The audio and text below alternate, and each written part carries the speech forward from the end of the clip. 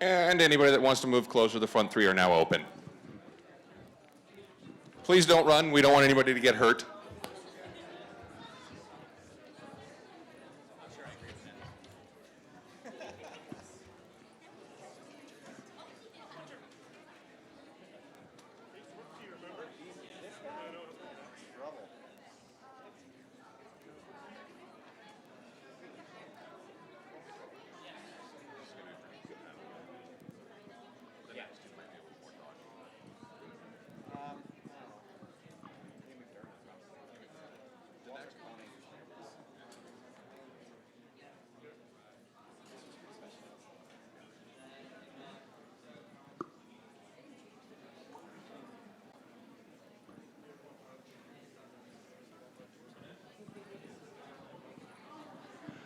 All right, so the panel should be beginning momentarily. Please remember that there is no flash photography or recording. You can still take pictures, just no flashes, please.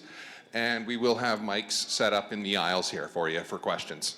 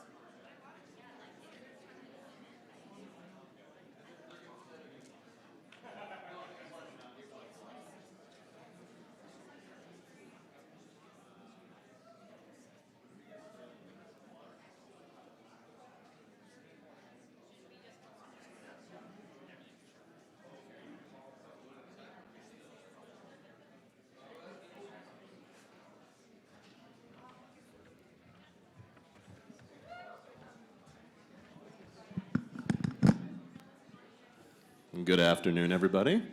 Welcome to Behind the Mic, the Voice Actor Spotlight. Today, we have some really spectacular voice actors for you. First and foremost, is anybody here excited about Invader Zim? So nobody, that's too bad. What about Pokemon? Excellent, okay, so we're off to a good start. And is anybody here like a hardcore gamer that maybe enjoys Mass Effect? Okay, fair enough. And anybody here, this may be a long shot, enjoy Dragon Ball? Okay, so not too shabby, not too shabby. Okay, I'm going to call out the list of amazing voice actors that we have. First up, we have Veronica Taylor. Veronica Taylor, very, very well-known actress, plays Ash Ketchum in Pokemon.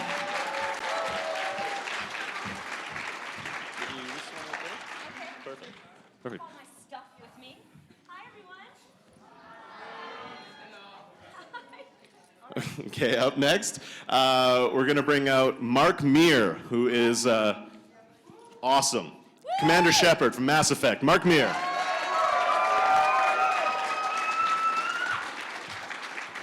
Welcome.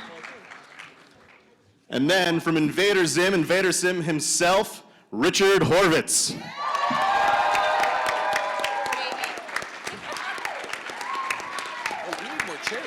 We got five, okay. Yeah. And everyone's favorite insane robot Gur, played by Rikki Simmons.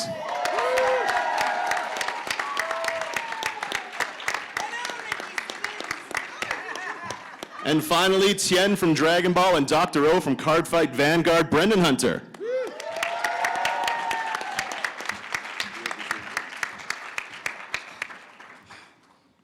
Yeah, I stole your mic. That's why I made you come out last. So, anybody out here a fan of anime? Okay. Cartoons in general? Excellent. Well, this is the cream of the crop right here. This is the best that we got. We are cream! I'm a crop. Thank you very much, guys. And that's exactly what we're going to be putting it over to here. So, if there's questions, we have answers. There are stands towards the middle of the auditorium right here. You just go up there. Check. And ask your questions there. Answers for everything. And if you're lucky, they'll answer them. Okay? You got to be very, very nice to them. Setting the bar a little higher, Richard. I set the bar very high and walk under it. That's called limbo. Do the limbo, Rikki. Do the limbo. Do the limbo thing. I think so far we have no bar. We have no bar. There's We haven't even it's- set one. Yeah, You just roll it on the ground and it's easy to skip over. Exactly. it's good exercise. I heard we were going to the bar. Yes.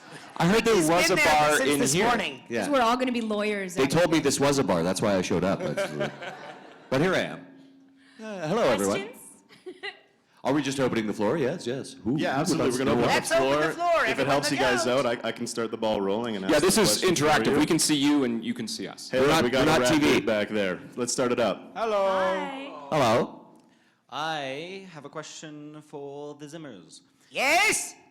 Who I are you? We're Zimmers. am Josh. Who are you? Josh. Who are you? Josh. Okay, what do you want? Okay. I, What? as someone that What? enjoys voice acting as well, likes to animate myself while I'm doing it. And I was wondering. I think that's illegal, right? To animate oneself while This is doing it? Canada. The cameras are Oh, rolling. in Canada, yeah. right.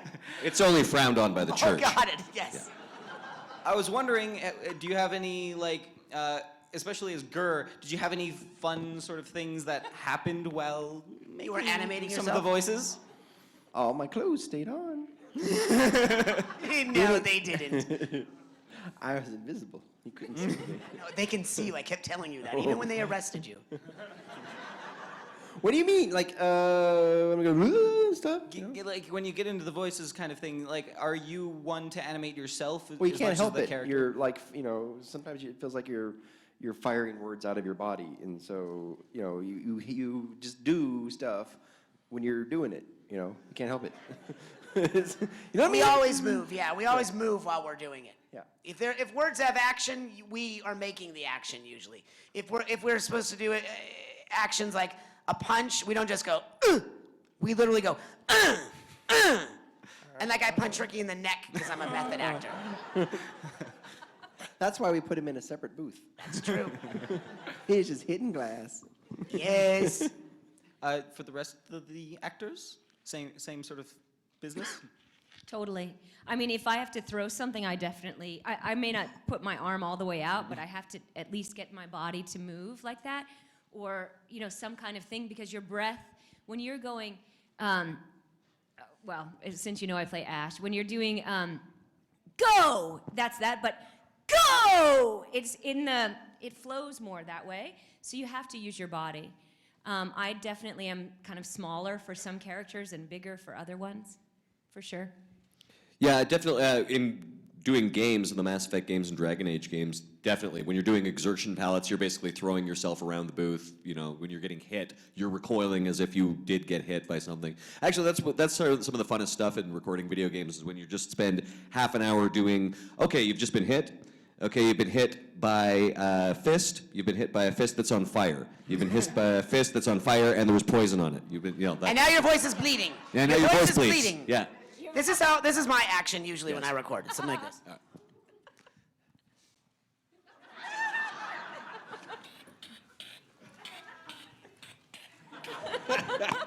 That's how I record. Silent but deadly. Silent but deadly.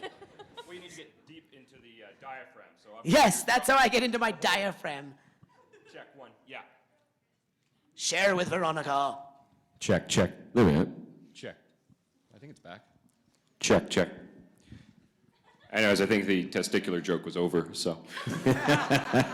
No, keep going. But yes, the answer is we are all affected by the voices and the actions that we're doing. I think, in fact, a lot of the times that could be as equally interesting to watch as some of these shows. Hey, look, I got it to work. Wow. It wasn't you. It wasn't you. Magic fingers. Yes, it was totally him. Now, I mean, lots of you guys have done games. It's not just Mark. I mean, you were in Tekken, so you were fighting pretty hard. Is that correct? Yeah, the fight parts are my favorite, actually, with all of that. And it's a lot of imagination, too, because how do you get hit softly and how do you get a big hit? Or if you're falling, 1 foot, 5 feet, all of that stuff, you have to really imagine. I have never been punched that hard. Not that I need to be. But Method acting I is did really a big deal. take stage combat, and so I know about fighting and how to, clobber someone with a big stick or a sword or a small sword. And so with that in mind, I can use that always to figure out what sounds go with it. I used to get beaten up all the time, so I know about crying. Crying, big cry. Yeah, any action, okay, you get hit. You're hit. You hit back. You win the battle. Everybody hurts sometimes. I actually want to see that a sob-based fighting game. All of Rikki's games take place with him in a fetal position in the shower. Everybody hurts. My favorite fighting game. There is a market for those shower games. game. Fetal shower games. Okay, we'll take another one from the audience on this side here first. That's you. I was wondering, what do you guys like prefer to do, an ADR recording or a prelayed recording? ADR or Prelay. Prelayed. a relay? Prelay, like Prelay. with video games. No picture. Before. I don't know what that means. Prelay. Prelay when you don't see the picture first. What then? Well, then it's Well, then like they animate it's to all you. in your imagination. Just What? you out there. Oh, we did it on Zim. We all prefer, I would say, the prelay because it allows us to be a little bit more improvisational and lets us play a little bit more. A lot of times when we're doing things to picture, Not as much pressure. you're kind of restricted to the mouth flaps. And sometimes there's someone in there that you're dubbing over and you have to kind of follow their read because it was animated to their read. So I personally prefer the prelay. Thank you. Yeah. Not really an option on Pokemon because that would all have been pre-dubbed. Yeah, you know, both of them have their own challenges and both of them are rewarding in their own way. It's amazing to be able to see the picture and fill it, but it's amazing to imagine what it would be and make and create that, I think. I prefer to be prelayed. Disgusting. It's in his rider. But you have to provide a pre-test. Yes. And the frilly cravat? Yes. A question for Richard Horvitz. What Yes. would a conversation sound like between Billy and Pox? Hey, what are you? Why you flying around like that? You a big head. Has anyone ever told you you're a big head? Who are you? Cryptosporidium! Quickly! Scan him again.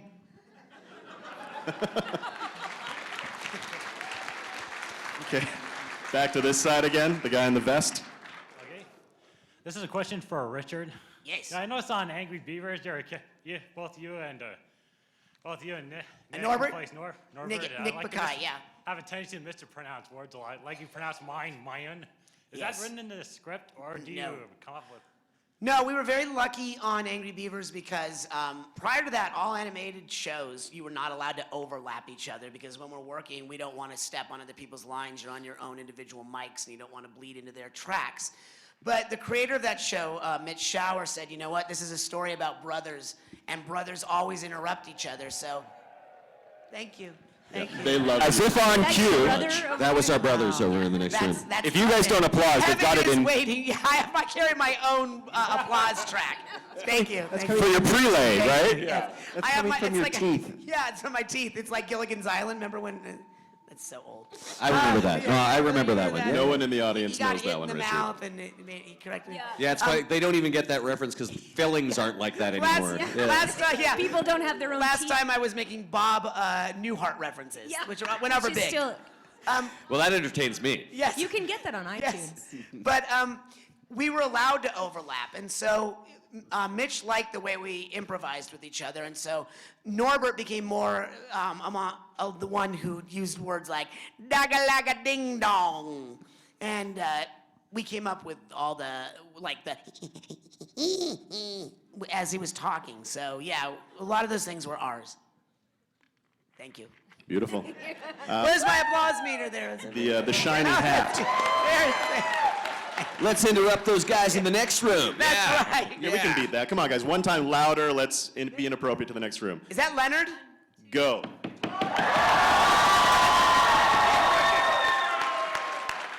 I approve. yeah. All right, shiny hat. This Leonard. question is for all 5 of you. Yes. What do you do if you get ill with like a flu or cold? I usually throw up. And I have a touch of diarrhea. I die and get respawned at the next location. I will complain to my wife until she makes me soup. Yes.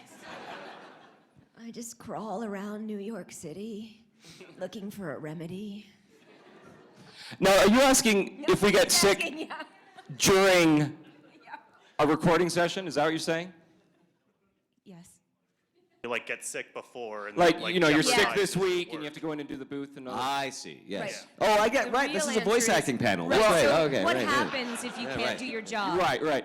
I actually got my tonsils removed halfway into Dragon Ball. And if anyone's watched that show, it's a fighting show. That's a tough session. So I did 3 weeks solid trying to get as much episodes out of the way, and then they gave me about 10 days off. If you've had your tonsils That out, must have been you know, terrible. it can get better in 10 days, but you have holes in your throat, so... Kamehameha is a little worse. You know the taste of a penny? So you work through that. Wait, so did your voice change when you got your tonsils No, out? Was luckily it any didn't. different? No, luckily it didn't. But yeah, it was a. That's It was amazing. an unfortunate way to finish a series. Was with, If we get sick, we're doing an episode the following week, so they'll just push us to the following week, and we'll do our lines ourselves, and we'll do our pickups all on our own, without the rest of the cast. If you were doing, say, a radio record, but it only behooves them to wait on us because they don't want to have to re-record anyway and have us going like. But if they do bring you in, then you just lick the mic like this. But it That's can more be money bad. for everyone then. Yeah, it can be bad because you can get recast. If you don't take care of yourself and you get sick, it can be bad if they're having auditions for something and you miss out on that. You could miss out on a whole series. or if you go to audition sick and you land the role, and then you don't sound like that ever Right. again. Yeah, it's always that So- husky, sick voice that we like so much. Yes. like this all the time. But you really do have to make an effort to take care of yourself because it can Like, I greatly got impact sick you. one time while I was doing Ash on Pokemon. Right. And I got sick, and the next thing I know, I was recast. There you go. It's really weird. You never know who's gonna come You in the never door. know, and it's always a woman that replaces my voices. We should mention there are some, little quick fixes, and that most of them come from the theater. Actually, it's things like slippery elm lozenges and lemon ginger tea and things like that. Drugs. But yeah, drugs in large measure. But again, those are just stopgap measures. So the best thing to do is just try not to get sick in the first place and take care of yourself. And have a good doctor, good otolaryngologist. Go into regular gyno appointments. Laryngologist. Next up here on the mic. As a parent of an up-and-coming voice actor, he's doing some production at home. Is it a good idea to make him his own studio type of thing at home, or to I think until he gets the better? home studio has taken off in a big way. I mean, they're really accessible, affordable, and the quality can be amazing. You don't need one, certainly. There's ways that you can work depending on what you want to invest and how much he wants to do at home, for sure. does But a pretty lot of good so people do far, things yeah. at home. It all depends on how good a father you want to be. Oh, okay. That's what I mean. That was from Greg Mike, by the way. So are you saying does he need to have a studio at home? Is that the... Is it a good idea? Because, I mean, he's really serious about this. He wants to go to college, to get the credentials for the radio program, for part of the voice acting of it, and we want to see him succeed. If you're willing. They have these portable studios that you could, I mean, if you don't want to spend a lot of money, they have like for $300 you could buy, it's like a box. Pelican case, just Yeah, it's like a box. Well, there's this site I saw that it has, and I can't remember what it's called, but it has like a box and has the microphone. It's a good mic, and you just plug it right yeah. into your iPad. So. Yeah. But ultimately, if he's just starting out, that's exactly what he's on the right track. If he's taking classes, you want to be taking classes where you're actually directed. That's by somebody who does it for a living. You want to be directed by those people, because if you're doing it all on your own and you're self-directing and you've never done it before and you've never worked before, then you might be doing more harm than good for yourself, because the people who do it for a living that can direct him, they know more about what gets cast and all those sort of things. That's my opinion. You don't want to be working alone to do all of that, because maybe you're not using your talents to the best of your ability without having another set of ears. Just give him the money you would have spent building the recording studio, and he'll spend it on whatever he wants. Like a good father. Yeah. The tri-corner hat. This is just for Mr. Meer. Yes. I have always been confused. What is your favorite store on the Citadel? My favorite store on the Citadel is whatever one I happen to be in at the time that gives me the largest discount. Okay, thank you.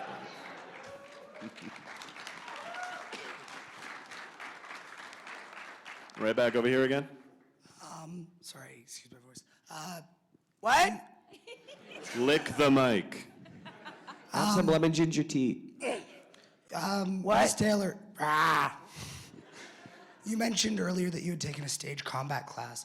What kind of education or experiences like that have you guys had, all of you, before you actually got into voice acting? I killed a man. Does that count? That helps on the Street reaction, education. the running reaction. That's how I when learned you were my running street away. fighting. Yeah. Yeah, I was running away, and he had a heart attack chasing me. Technically, you killed him. Technically, I killed him. I killed Your him. spryness killed him. I went to college and grad school for acting, so I have a BA and an MFA. I didn't study just acting. I have a Bachelor of Arts, so I studied everything. I played soccer, dance. I have a B. Get a BS. Yeah, cut it out. Cut it out. Man. Anyway, and stage combat, voice, covering everything. Plus I played soccer, plus I dance, all the kind of stuff that you want to be able to, the more you know about people and the world, the more you can portray as an actor, I think. Ha ha. What? That BA. What? Hey, yeah, I started out in musical theater. That was my training. And then from there I went into television, and then from television into film, and then from film into radio commercials, then TV commercials, and then animation. That was my route. I couldn't afford college. So I actually started off doing, I was a journalist for fashion magazines, Fad Magazine, Venice Magazine, these magazines in LA. But I really wanted to do movie type stuff. So at the same time, I was doing background acting in movies, which is relatively easy to get into. You just show up. So, so I did a lot of that, and I really wanted to learn, just like the stage blocking for camera stuff, because I was really interested in that. And I got to learn a lot of that just by watching and being told, stand over there and don't move, don't say anything, Rikki's shut up, hair take was notes. in Argo. I was in Argo. It's true. But we did 14 takes of me getting beaten up by revolutionaries, and then you can just see my hair in the movie. So my hair And his hair is got such has an attitude. Oscar. My hair has an Oscar. It's- It has an agent now. Yeah. And his hair is vegan. Yeah. But the rest Suddenly of my him is hair not. is now a vegan. What were we talking about? Oh, yeah, right. Sorry, we're trading. Improv, for me, is largely improvisation and improv theater, that kind of stuff. And actually, for those of you who are local, there is Loose Moose Theater, which is like one of the premier improv companies in the world, and the originator of theater sports right here in Calgary. So, yeah, well, there you go. Yes, give yourselves a round of applause for living in a town. And I was a filmmaker kid who, just wanted to be in the movies, and I grew up and luckily was able to do a lot of that, and that segued into voice work, which has been a really wonderful and interesting side of it. Actually, quick question just from me. How many of you guys had your own little mini radio programs at home on a ghetto blaster where you just record yourself? And up next, we're going to have my favorite song. Yay! Veronica. Yeah, no. No one ever heard it though. I just played it. It was I just had for a you. 2XL 8-track robot that I used to, it was my best friend, and we went everywhere, and we went into space.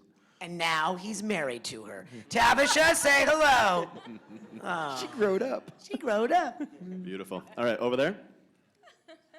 Me? Okay. A lot of my friends say that I've got a natural talent, so I thought I'd broach what I can do to you guys and tell me if it'd be worth my while to find where I can audition. So you want them to be as cutting and cruel as possible? Possibly, yes. Oh, this is like American Idol. Yeah. You guys want in on this? Like the judges. You want to judge somebody? I want ruin to their life? be the mean one. Okay, you be the mean one? Right. I'm going to be Paul Abdul. All right. That's hard to tell. She may be the mean one too, but okay. All right, let's see what you can do. You're boring me. You're boring me. All right, go ahead. And now, folks, hey, Rocky, watch me pull a rabbit out of my hat. But that trick never works. This time for sure. Boo, don't know my own stuff. And now here's something we hope you really like. Okay, now do your voices. Oh, well, if you'd like me to steal your thunder, that would be just so delightful. Yes, those are great, but they've been done. Yeah, Do you have I any know. of your own voices? Your own characters. I could play the slightly deranged lab assistant to a mad scientist. Richard just said something that was very important. He said characters and not voices. Oh, Yeah. characters. So aren't when we voices. create things, very few of us, like, we don't ever start, we don't go, what voice can we do with this? Okay. We always think in terms of our characters. So it always starts, we break down our stories by breaking down our scripts first, what's happening to us in the story, and then we do the voice last. The voice comes last, so if we're doing like a young character, we know that age is attitude, not pitch. So if you look at like my character of Billy and Mandy, he's supposed to be like an 8 to 10-year-old boy, but his voice is actually lower than my own speaking voice. But it's more his attitude than it is his, I can do my voice really high thing. So when you're creating your characters, which I think that you should continue to do, I encourage anyone who wants to get into this business to do it, just to realize that when you go to meet people that may be able to help you, you don't ever want to do already established characters, because they'll know, oh, you're doing Rocky and Bullwinkle and everything, you know. Do you guys agree? Yeah, I think so too. And also, acting classes help because it helps you to develop the characters. When you get a script and it just gives you something like male, 6 to 10, active, funny, it might give you an idea of how to build an actual character around that. Yeah, but I mean, you've got the right, energy and interest level. I mean, like that's where it starts. I mean, it starts with all these influences we have around us, and Emulation. then It's finding something that you can bring that's unique. Everyone's voice is unique. I mean, it's like a fingerprint. So don't be afraid to be you sometimes too, right? Unless you're a clone. Are you a clone, sir? Am I a clone? Well, I wouldn't know. You wouldn't know. He Do you have a belly button? Because that's Orphan usually a Black. tell. Ooh, I The love belly, it. But you know, belly. Really, the thing too is that we all have to find whatever our passion is and follow that. What everyone always says about being an actor, if there's anything you can possibly do other than that, do that. But if acting is what you really want to do, then you got to figure out a way to do it. Yeah. So, and voice acting is about being an actor. Sure. And then a lot of the work we have is voice related, but it's not the only thing that we do. Yeah. You know? My passion is Cheetos. Is it? I follow those Is it the everywhere. Follow cheesiness that or the dream. crunch? I love them. There's no money in it, though. No. I'll get to you as soon as there's not a lineup, okay? Just as people are standing up over there. I'll go to the guy in the hat right there. All right, Awesome this is hat. for all of you. What made you want to do voice acting? What's that? Sorry? What made you want to do voice acting? Getting cast in a voice gig, really. That was. I'd say a lot of people, often ask, it's like, oh, so when did you become a voice actor? Why did you? Mostly, we all start off as actors, people who want to perform, and then at some point, you find yourself perhaps going to an audition for a voice gig, and perhaps you land that voice gig. And then maybe you get a few more, and at the same time, you're probably still doing a lot of different things. You're probably still doing plays, you're probably still auditioning for commercials, that sort of thing. So it's pretty rare that you find someone just focus themselves so exclusively on, I am only going to be a voice actor and that's all I'm going to be. It's more that you're a performer and it's the kind of work you end up doing. You okay? Cool. You right? Water? I have cough drops. All right, and the vest has switched over to the other side. Right, this is a question for Mark. Yes. When doing Mass Effect, is it a challenge to maintain consistency of the character when the player has to make different choices for Shepard? Of course, yeah. So, I mean, Commander Shepard was a kind of a unique character to play for me and for Jennifer Hale, who played the female Commander Shepard. Because Commander Shepard is essentially a blank slate. Like, there's nothing that's actually established, in canon about the character, the player. He changes by their selections, right? Yeah, you can play as male or female. You decide But their how background. mean he is or nice he is. And you can be like a completely noble hero or just an utter arsehole. And you're saving the universe either way. You're just either being nice or ruthless. But that's the thing. Commander Shepard doesn't actually have a character that is established. And so we had to find sort of what is the core of the character that doesn't change no matter what. And that was that Commander Shepard, he or she, is a military officer who's used to giving, commands under pressure, that sort of thing. Those were the kind of, solid points of the character that we could always refer to. But again, your character could be somebody who, just shoots people in the face or who would never do anything to harm anyone unless they were harming someone else. So, yeah, it was a unique character to tackle.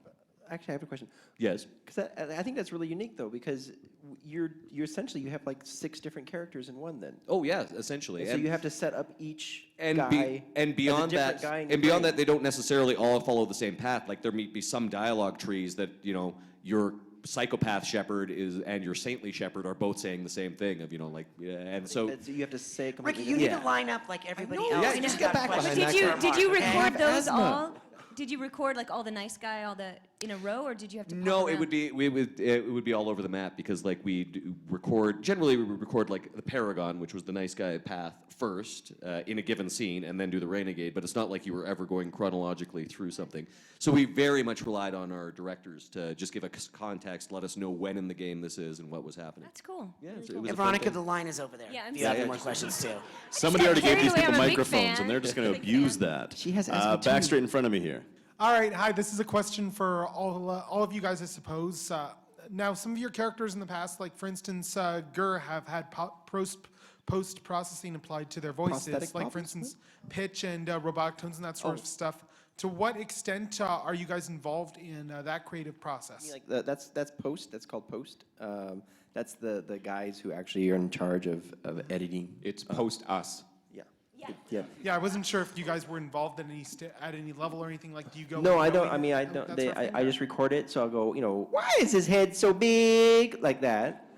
And then they just pitch it up, to make him sound more, and then they add like a little tinny sound, but they don't do any like sliding, you know, because some people thought that it was, what do you call it? Processed. No, there's that singing thing where they Female. Auto-tune. Yeah, we didn't have. Female. There wasn't auto tuning then. Female. They thought it was female. Yeah, and they thought it was a lady. But there was no auto tuning of it. It's just a performance that's been pitched up.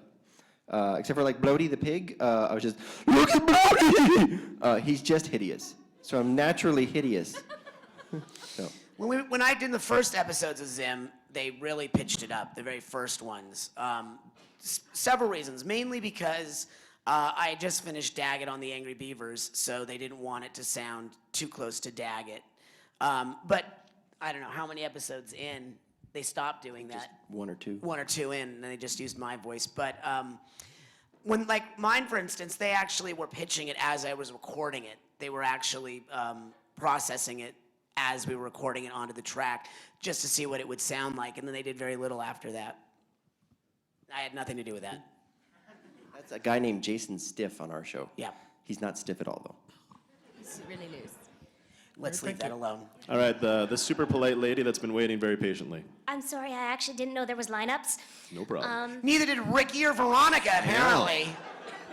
I was wondering, during your guys' journey, was there like a favorite part that like you guys like to relive or tell people often? And if so, is there advice to people who are kind of thrashing against the door? You mean like to this convention? The door to voice acting. Oh, Yeah.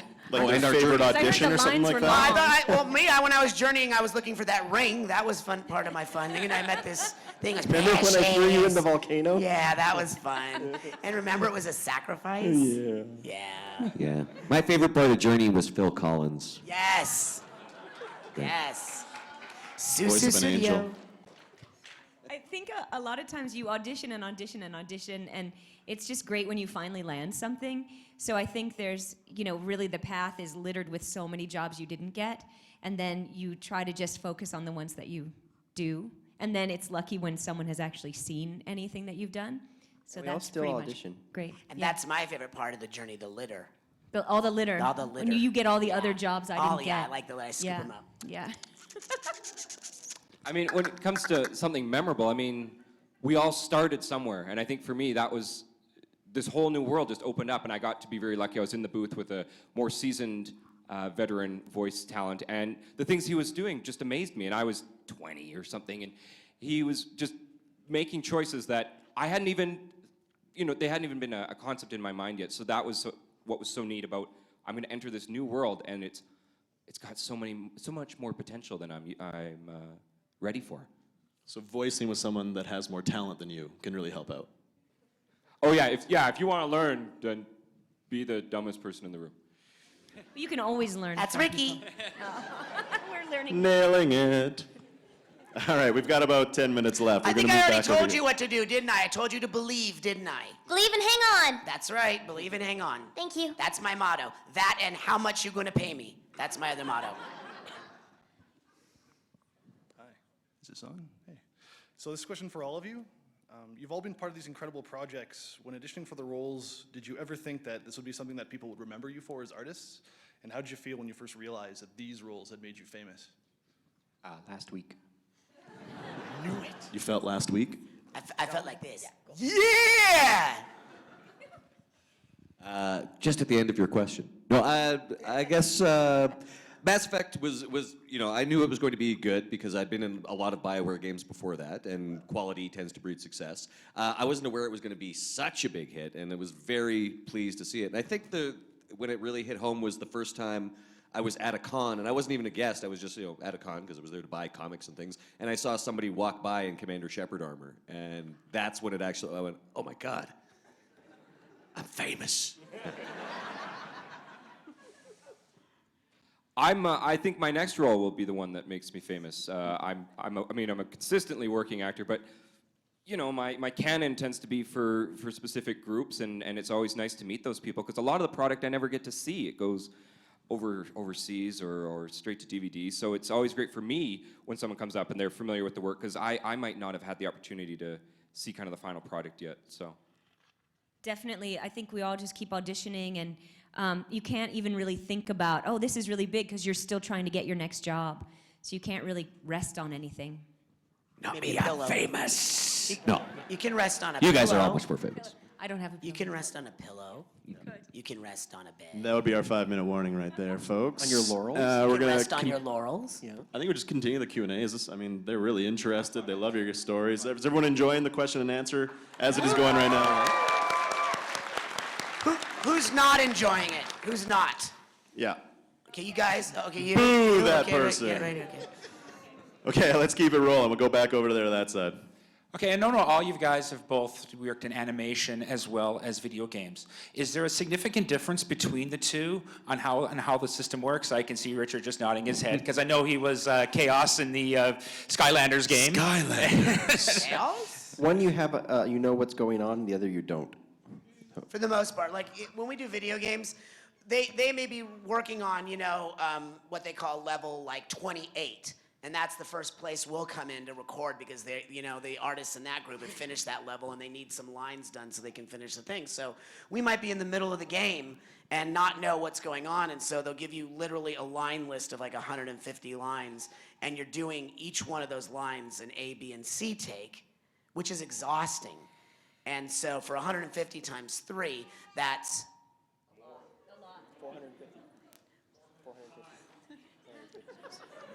We only have Carry the 5 one. minutes. carry the one. Because we went to art school. 450 lines. Thank you. And so that is really exhausting. Whereas if we're doing an animated thing, if we're doing it via ADR, we're seeing it and we know, oh, that was a good take, we can move on. So, or if we're doing it as what we call a radio record, where we're all working together, that's the most fun for me because it's like we're doing our own play. Yeah. Yeah. Cool. I should mention that a slightly different experience for me because BioWare uses a system called Veda. And so it's a little better in that you're not just like, for the first game, that's how we did it, and it was just like, here's your big block of text, that's all your lines, and your director just trying to give you context for it.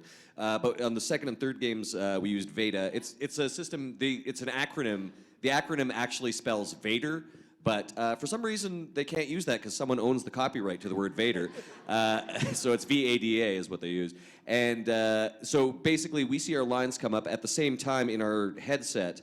The other actor's dialogue is playing. So say I was doing a scene with Keith David, I wouldn't just be acting into a vacuum. All of his lines would be recorded. Everyone else in the scene would be playing through my headset as well. And so yeah, that gives a real advantage, and it does sort of bring it a little closer to what Richard was talking about, like the feeling of doing a radio play. Cool, Princess. I have a question for Veronica Taylor because voice acting is great because you don't have to be of a specific gender to play a specific role. But I was still wondering, what are some of the challenges for a female voice actor? I think getting cast, there definitely are more roles for men than women, and a lot of the roles for men are better. I mean, even in Ninja Turtles, April is an awesome character, but she didn't get to do very much. Really, she was on the computer a lot. Oh, I got that. Like really, I don't know, no action. And I think also, I know when I got cast as Ash, they didn't really know what to do with that. They didn't want me to tell anyone I was a girl. They wanted me to change my name so it seemed like it was a boy's name, so that, like, there was a lot of... You do work under several names. Yeah, but they wanted it to be Ronnie, so they didn't want anyone to know I was a girl, so... But for that, I think just finding the opportunities, and I do think there are still... It's a bit uneven still on... preferences of casting men and women. Well, look at the panel. So. I mean, you're our... I'm surrounded by some We have one very awesome talented dudes. person. Ricky is bigendered, so he has the best of both worlds. Yeah, it's still challenging, I think. Right, honey? I mean, Ricky? Can we squeeze in one more question? Yeah. One more, yeah. Sorry, guys, that'll be the last one right here. Hi there. Every career has high and low points. I was just wondering in voice acting what the low points would be. Not working. Not working. Yeah. And there's a lot of those. Definitely. It's whenever, you're not voice acting, then that would be a low point. Yeah, because jobs can be so few and far between, and you just don't know. This is the only business where, like someone was saying, you can have 2 Emmys and still not know if you're ever going to get a job again. Where you're constantly auditioning for things. In a real company, you can move all the way up, you get pay raises, you get to be president. Here, you're just the same all along. Unless you're on The Simpsons. Unless you're, yeah, which we're not yet, but you know, someday. Yeah. So I guess but we're that's the saying low. our whole career is the low point. It's just a terrible life. This would be the high point. Do right anything here. else but acting. Yeah, seeing that anyone actually watches the product we make and enjoys it, that's obviously a high point. Yeah, so let's all be really nice. you So all big round so of applause, much. everybody. Thank you. Thank you guys all so much. That was exactly what we were all hoping for. Thank you for all the great answers and stories. You're wonderful. Thank you, everyone.